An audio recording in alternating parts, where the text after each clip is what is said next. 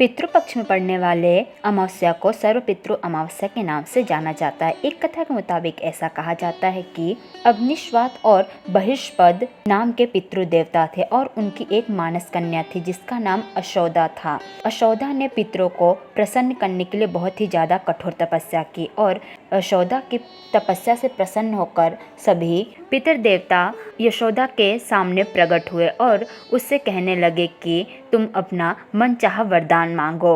उसी समय अशोदा का ध्यान एक तेजस्वी पितर अमावस्या पे गया और उसने पितर अमावस्या के साथ रहने की इच्छा प्रकट की।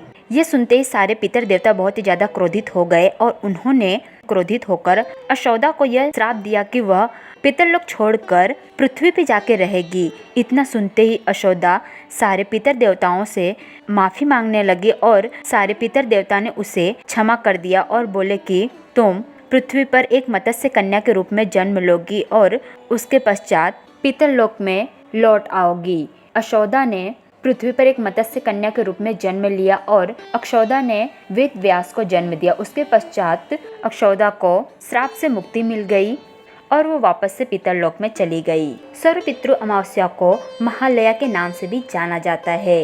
यह दिन पितृपक्ष का आखिरी दिन होता है। इस दिन पितरों की विदाई की जाती है तथा साथ ही इस दिन पीपल की पूजा की जाती है। ऐसी मान्यता है कि पीपल में पितरों का वास होता है और साथ ही गरीबों को भोजन कराया जाता है। कहा जाता है कि गरीबों को भोजन कराने से पितरों को शांति मिलती है।